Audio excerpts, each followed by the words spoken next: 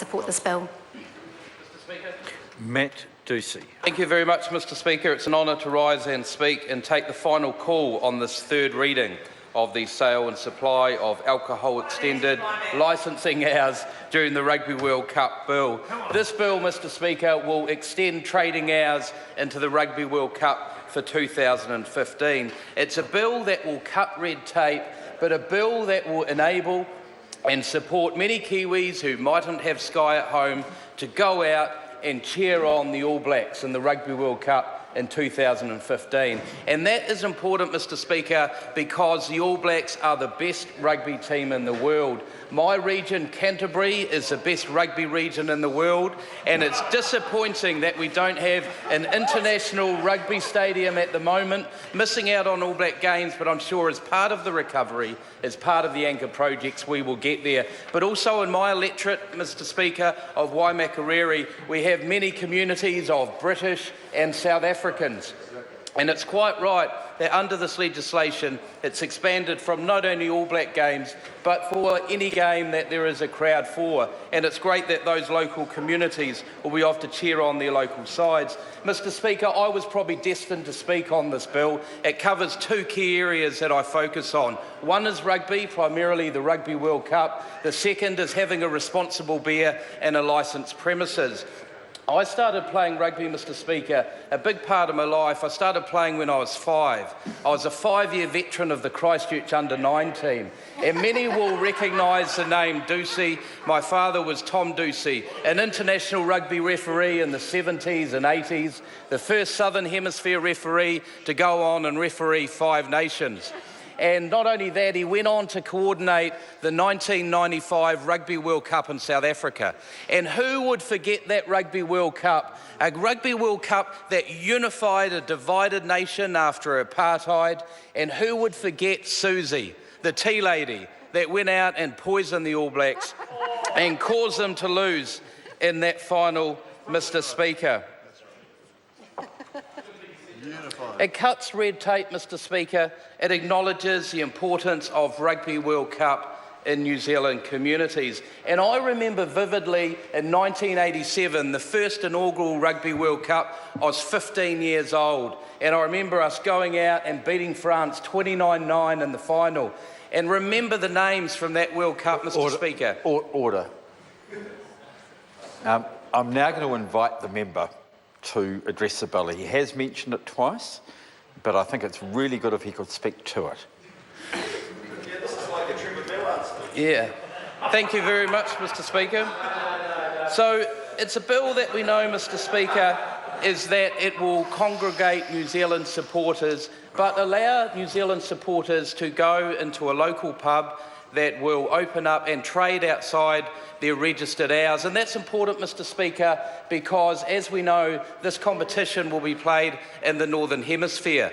And I know myself, Mr. Speaker, I had the benefit of this legislation when I lived in London in the 2011 World Cup. And I joined hundreds of New Zealanders over in Finchley Road. We all convened at the walkabout that morning.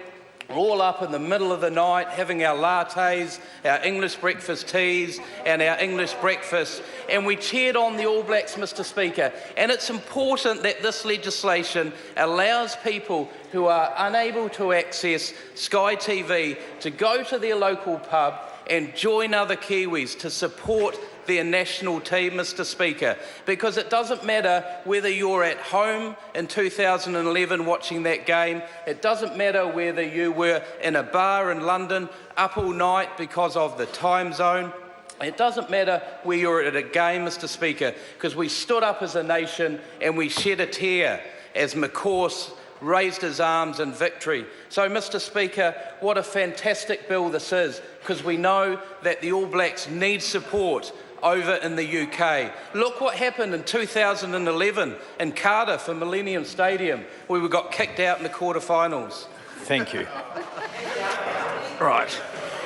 The question is that the motion be agreed to. Those of that opinion will say aye. Aye. To the contrary, no. The ayes. Well, you have to wait till I declare.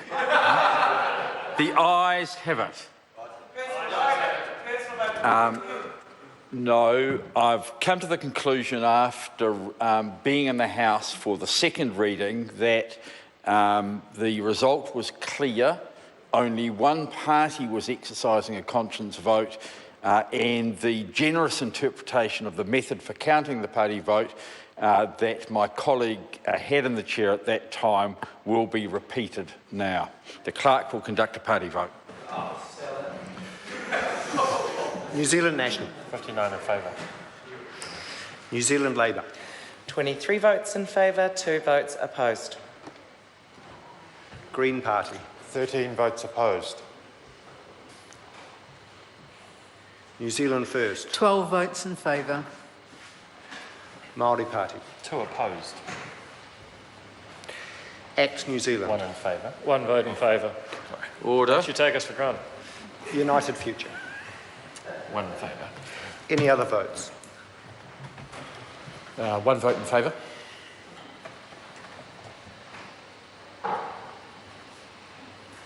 One vote in favour.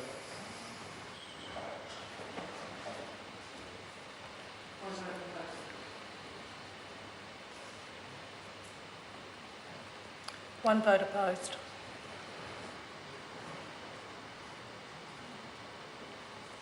One vote opposed. One vote opposed.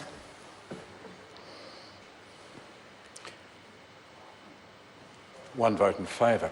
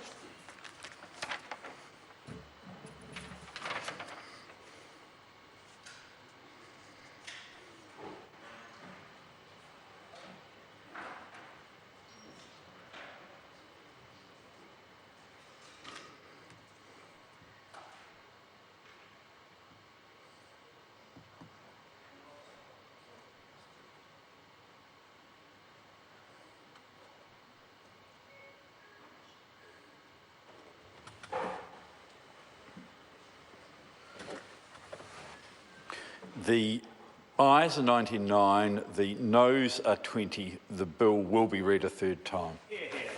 Order. Sale and supply of alcohol Rugby World Cup 2015 extended trading hours amendment bill, third reading. I call on members' order of the day number 2. To all those. Does the member have a point of order? Yes, there will be a brief celebration of the passage of the bill in Mine House 1107. Right. Thank you. The member is now being disorderly. Call on members' order of the day number 2. Interrupted debates on